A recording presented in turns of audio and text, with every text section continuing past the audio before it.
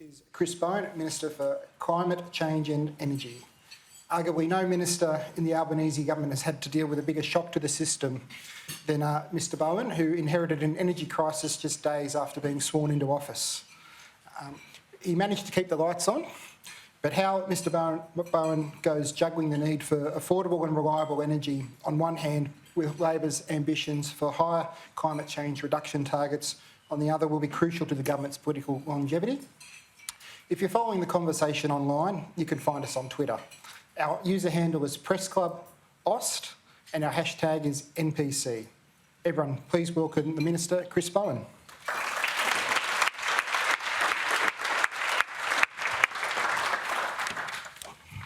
Udjuru Nunakal put it simply but beautifully.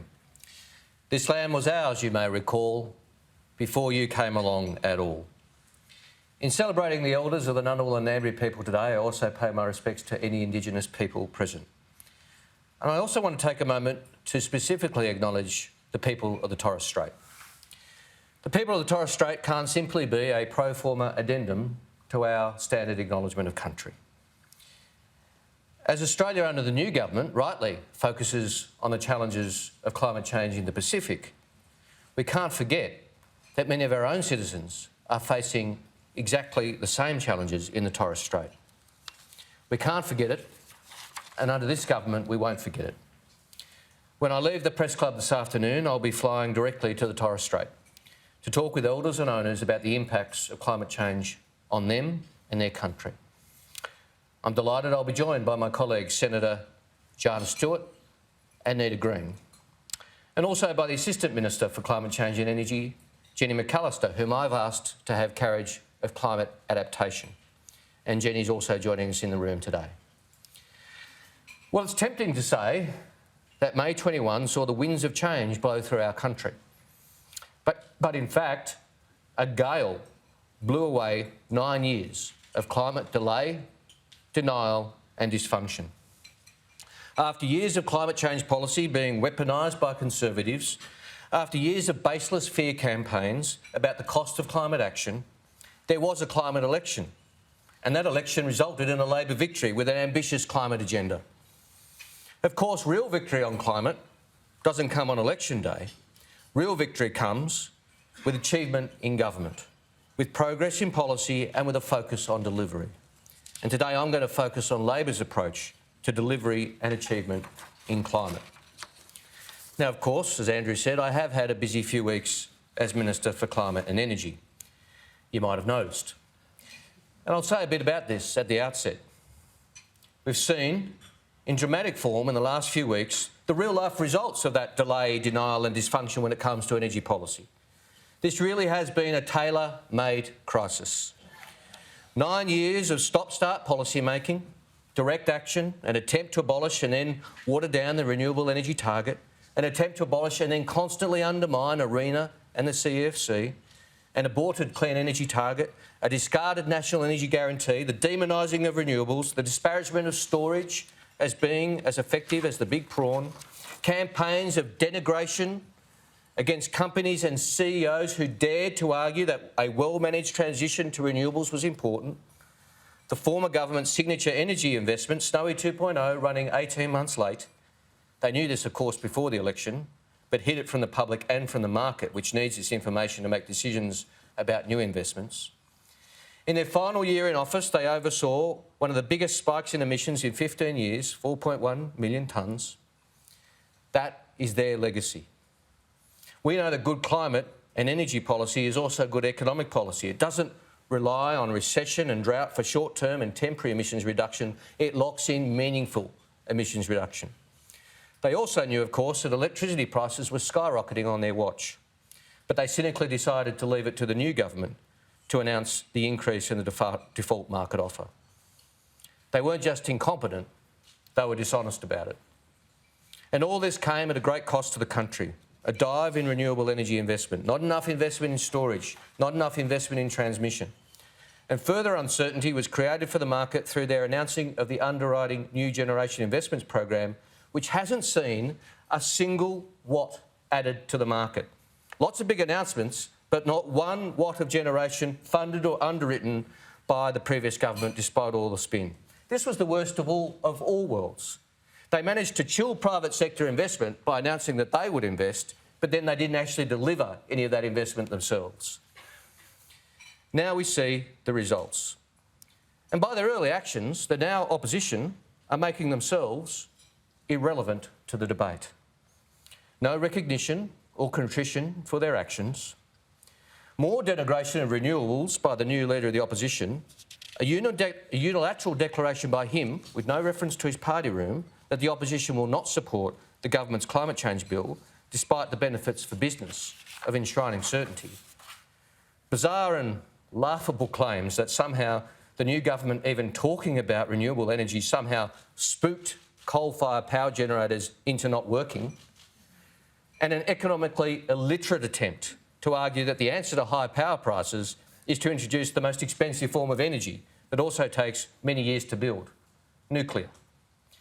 And so the opposition has chosen to count themselves out of a sensible discussion on the most pressing issue facing our country, climate change and energy. I was interested to see if some bipartisanship was possible in relation to one of the biggest transformations our economy has ever been through. I would have been interested to pursue that. But if their contribution over the last month is anything to go by, they appear not to have received the memo from the Australian people issued on May 21st, and they have, by their own actions, made themselves irrelevant in this debate. And so, enough about them. To the future. The key to our approach in government and the key to Australia's success were the same principles that underpinned the Powering Australia policy and our successful election campaign. Namely, a focus on the economic opportunities for Australia of a real, well-designed climate action and well-integrated industry and economic policy. Bringing Australians together from the regions to the cities, from the renewable sector to traditional energy, an end to the toxic politics of identity, of division, an effort to divide Australians against each other on the matter of climate change, an effort to ensure that the economic dividend of real action on climate change is fairly spread across the entire country. Working with business to unleash the pent-up private investment in energy generation, which has been waiting for a government that gets it, waiting for a government that understands the need to provide sensible and stable policy frameworks. Working in partnership with all other governments and those who have a stake to drive this once-in-a-century transformation. And a commitment to a carefully designed and ambitious but achievable set of policies which ensure our approach is both credible and substantive. That approach marked our election campaign. That approach will mark our tenure. When the Prime Minister and I signed the letter notifying the UN of Australia's new 43% emissions reduction target, we invited representatives of the business community and the trade union movement, big energy generators and big energy users, manufacturers and climate groups. We did that deliberately to underline the fact that we really are all in this together, that it really is time for the climate change wars to end. And this approach will continue in government. Today, I'm outlining the next steps in the government's climate agenda. When Parliament resumes in late July, we'll be introducing two pieces of legislation which will progress the agenda for which we received a mandate on May 21. Firstly, the Treasurer and I will take through legislation which implements our electric vehicle tax cut. We promised to cut the tariffs and abolish the fringe benefits tax on affordable EVs from 1 July, and that's exactly what we'll do. Of course, the Parliament doesn't sit until late July, and so we'll ask the Tax Office to make the normal arrangements to ensure it is implemented retrospectively from the 1st of July, in accordance with the usual procedure. And of course, the EV tax cut is just one part of our electric vehicle policy. We also promised driving the nation to deliver a fast charger once every 150 kilometres on our nation's highways, to convert the Commonwealth fleet to 75% no-emissions vehicles, to create a national hydrogen highway refuelling network to deliver stations on Australia's busiest freight routes, and the development of Australia's first national electric vehicle strategy. We've already been working away behind the scenes on implementing each of these and are making good headway, and I look forward to providing more progress reports on each element in the not-too-distant future. And secondly, I'll introduce into the House in the first week of sittings the Albanese government's climate change bill. We've been crystal clear in opposition and in government. We regard enshrining the nation's emissions reduction targets in legislation as best practice. It helps provide policy certainty and stability for the investor community that they so desperately crave. And today I'm announcing the shape of the Albanese government's climate change bill. It will be simple yet powerful. The bill will have essentially 4 elements. Firstly, we'll seek to enshrine in law our nationally determined contribution of 43% emissions reduction by 2030 and net zero emissions by 2050. Secondly, we will explicitly task in law the Climate Change Authority to assess and publish progress against these targets and advise government on future targets, including the 2035 target. Thirdly, we will legislate a requirement for the Minister for Climate Change to report annually to Parliament on progress in meeting our targets. I see this report as frankly being similar to the Closing the Gap report, forcing the government to be transparent about progress and plans and frankly obliging the opposition of the day to share its views and plans as well, to focus the mind of parliamentarians on what the nation is doing to deal with this, our most pressing challenge. And finally, as part of the consequential legislation, we'll insert the nation's targets in the objectives and functions of a range of government agencies, including ARENA, CFC, Infrastructure Australia and the NAIF. That is what we'll put to Parliament. Now, I say publicly and transparently what I've also indicated privately to members of the crossbench. If they have ideas, suggestions, amendments which are complementary to the government's agenda, which are sensible additions to our plan, then I'm happy to consider them in good faith. I say this in the spirit of cooperation. If there's a good idea which improves, not undermines the bill, I'm happy to hear it and we'll work with it. But we won't be entertaining any amendments which are not consistent with our agenda and our mandate. And just as we've been crystal clear that we regard legislation as being best practice, we've also been clear that the legislation is not required. And if the Parliament doesn't wish to pass it, we'll simply get on with the job, as we've already started to do. Now, of course, there's much in our policy agenda that doesn't need legislation at all. High on our list of priorities is the much-needed upgrade to our nation's transmission system. Our grid is not fit for purpose, and our Rewiring the Nation program will make it so. Rewiring the Nation will help us get the renewable energy from where it's generated to where it will be consumed. This will include, under our government, increasingly offshore wind. And it will help us manage the electricity system as we shift to a much higher renewable share of generation. They say the wind doesn't always blow and the sun doesn't always shine, and that's true everywhere. But across our country, it's normally blowing or shining somewhere. And improved transmission will help us get that renewable energy from wherever it's being generated at that time to where we need it. Now, we're fortunate as we embark on Rewiring the Nation that we have the blueprint ready to go. In fact, tomorrow, AEMO will release the 2022 Integrated Systems Plan, the final version of it. The ISP shows our energy mix continuing to change dramatically, predicting the step change scenario as the most likely.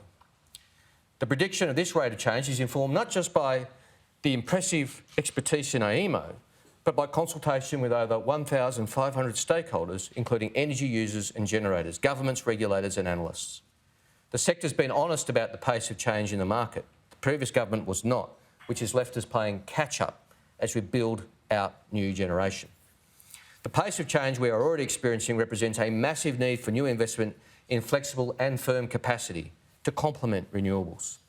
That's the focus of the capacity mechanism I'm working with my state and territory colleagues to deliver, ensuring the market is setting the right signal for capacity and reliability we need as we undertake this unprecedented level of energy transformation.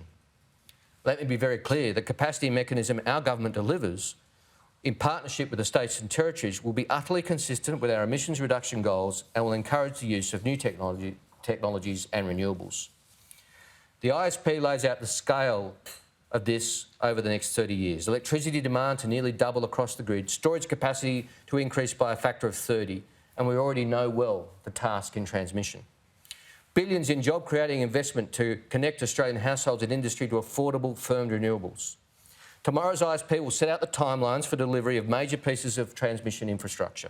It'll set the dates for critical projects like the Marinus Link that will connect Tasmania's hydro to the mainland with new undersea cables, and Hume Link and the second interconnector between Victoria and New South Wales that will allow electricity from renewable and dispatchable sources to flow from where it's generated to where it's needed in our homes and industries. Let me say, this is a world-class document. It's a roadmap for the transmission revolution our country so desperately needs. And so I welcome the ISP final document being released tomorrow. The only problem with the ISP is that it wasn't properly funded. Under previous arrangements, it would have taken too long to implement this very good plan. Rewiring the Nation will fix that. Guided by EMO, the CEFC and my department, Rewiring the Nation will enable the new government to get on with the job and implement the ISP fully. I look forward to working with my fellow energy ministers to modernise the grid, implement the ISP and provide the country with more renewables, more transmission and more storage. Now, important as the ISP is, it's not enough. It only covers electricity transmission. Our transformation needs to be more than transmission. We need an integrated national plan which covers all the investments needed for a renewable economy. The plan needs to cover what storage we need and where. It needs to cover what green hydrogen we need and the pipelines we need to get it around the country. It needs to cover all the necessary investment. It needs to cover the vital enablers to that program, like the upskilling of our workforce and making things in Australia again. I was delighted when the State and Territory Energy Ministers, Labor, Liberal and Green, all represented around the table, unanimously agreed to work with me on exactly that plan at our recent meeting. I've described it as the ISP on steroids. Now, the best time to start working on that plan was 10 years ago, and the second best time is now. And that's exactly what we're doing. And so this vital work begins as we begin this important national project. You know, I'm often fond of saying 2030 is actually not that far away. This is the most dramatic economic transformation our nation has faced in the modern era, and we have 8 years, just over 90 months to do it. That means we have to be all in, and we are. The federal government is. The states and territories are. They've all expressed a real desire to work with us in the national interest. Businesses, unions are, the country's in, and we're rejoining the global pack. While the rest of the world has been ratcheting up their ambition, the previous government has left us a policy laggard. And that's had ramifications for our economic and strategic interests. Climate change and emissions reduction is, of course, a global problem, and we need to all pull together with our international partners to solve it. And we act in recognition that climate change is a primary and economic security challenge for our region and an existential threat to the island nations of the Pacific. But climate change isn't just a threat. It's an economic opportunity for Australia and our partners. By 2030, our ambition is to be exporting clean energy, critical minerals, batteries and components, as well as clean steel and aluminium, commodities produced by a thriving Australian economy, driven by skills and innovation of Australians working in thousands of jobs in all our regions. Hydrogen's a great example. If we get this right, by 2030, Australia will be a major player in the global hydrogen industry. We'll be using our natural resources, including solar, onshore and offshore wind, to generate export quantities of hydrogen and providing for its use domestically. We will use hydrogen progressively to decarbonise existing industries, heavy transport links and for chemical production. And we won't just be powering Australia with renewable energy, we'll be exporting that power across the world. The world and our fast-growing region needs clean energy in vast quantities. Under the Albanese government, Australia's regions will be at the heart of this change and this opportunity, not a footnote to it. Exporting clean energy, energy-intensive industrial products like green steel and aluminium, and other products like solar cells, electrolysers and batteries will all help power the clean energy economies of our region, strengthening supply chains and bolstering energy security. So being a good global citizen isn't separate to our national economic interest. It's key to it. The world's climate emergency really is Australia's jobs opportunity. We've already moved quickly to demonstrate to our international partners that we're here to help and to lead. I've held in the last month discussions with US Secretary of Energy Jennifer Granholm, with President Biden's Special Envoy for Climate Change John Kerry, as well as the COP26 President Alok Sharma. It's fair to say the reception to our government's approach has been very warm, with a shared sense of excitement about the opportunities for strengthening the economic ties with these key partners in the global transformation underway. I'll be continuing these conversations at the Sydney Energy Forum next month with visiting energy ministers from around the world. I had the pleasure of meeting the Prime Minister of the Cook Islands in Sydney recently to discuss the climate crisis and look forward to welcoming Cedric Schuster, Samoa's Minister for Natural Resources and Environment, to the Sydney Energy Forum. This marks the start of a genuine partnership with our Pacific family to achieve ambitious international response to climate change, including talking with them about jointly hosting a future COP. Climate change has been a focus of the Foreign Minister's engagement in the Pacific since the election, and of the Prime Minister's remarks to his counterparts at the recent Quad Leaders meeting and the Major Economies Forum, of course. The government will continue to support our partners in the region as they work to address climate change, including with new financing arrangements. As we begin on this important project, both abroad and at home, I reckon it's appropriate to ask the question, what will success look like in 2030? By 2030, of course, if we're successful, our emissions will be at least 43% lower than 2005 levels.